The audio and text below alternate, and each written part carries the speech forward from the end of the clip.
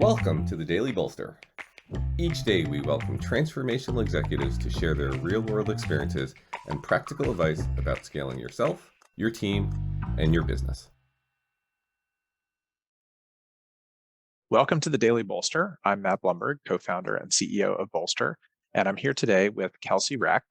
Kelsey is an investor and advisor and was the founder and CEO of VenueBook, a company she started in 2010 and ran and grew through its exit in 2020.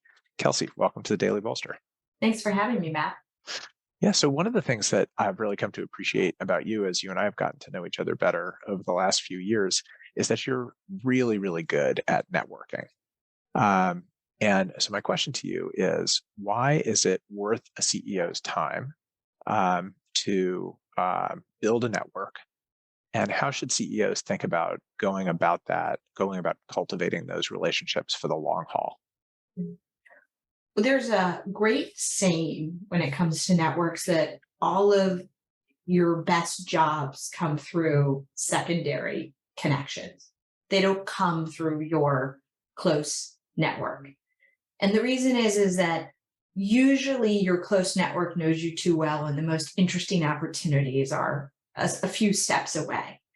The reason I use that point as you think about being a founder is that as a founder, your best customers, partners, investors, thought advisors are usually not within your immediate circle.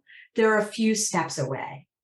And so building a broad, diverse network when you are not the big brand name, the new kid on the block, is really important for a founder overall. But one of the hard things is because you're sort of the new kid on the block, I started out my career at Fidelity Investments. Anybody would take my call when I was at Fidelity Investments. There were trillions of dollars backing Fidelity Investments. You would have been dumb not to take my call as a 22-year-old.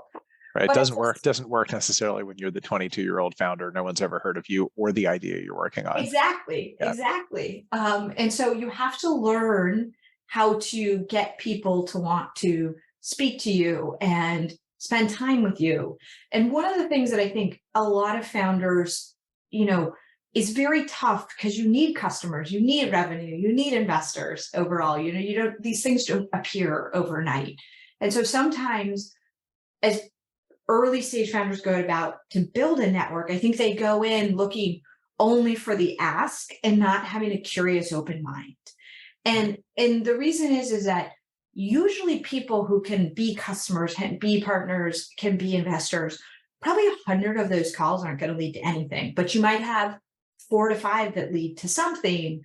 But 100 of those calls can be a source of great advice, customer feedback, understanding your partner's needs, understanding what milestones investors want from you.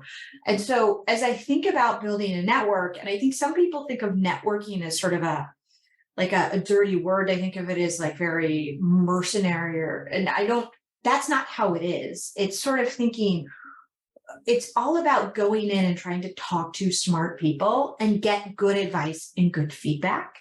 And it's that saying is really true. Like, go and asking for money, you get nothing. Go and asking for advice, you might get money or a customer or a partner. And, one of the things why I think this is so important is, like, as an early founder, I definitely made the mistake when I was early on where I was like, I need capital in the door. I can't build my product unless I had capital. So you go in and you need it so badly. It's hard to kind of focus on the forest versus the trees. And I found and with both myself and founders that I advise or coach, they've had a lot more success when they start to pivot their mind towards be curious.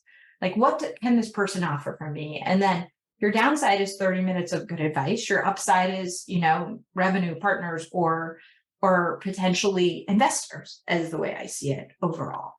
Yeah, it's funny. It's not unlike really good sales training methodologies, right? Mm-hmm. You don't want to go in saying, feature benefit. Mm-hmm. You want to go into a sales call to discover.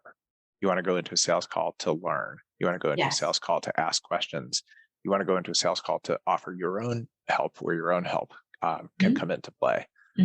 So it's interesting. It tracks that pretty well.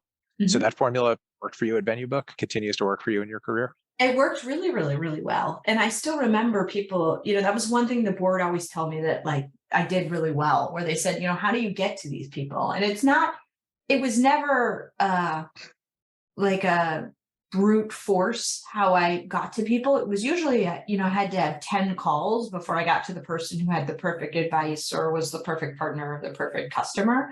But I got a lot from those 10 people who sent me there.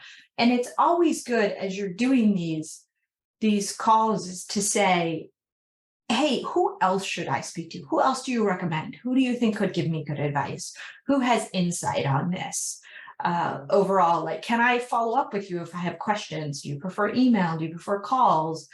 Setting it up that the goal is to build the relationship over time, generally.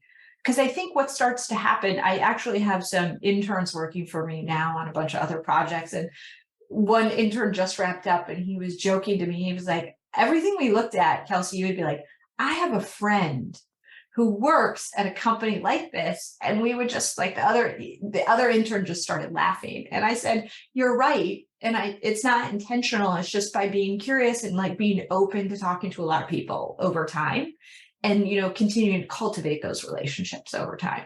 For sure. And I found the same thing that you have, which is the longer you're in your career, your network starts to multiply. So completely. Yeah. Kelsey Recht, great advice. Thank you so much for joining.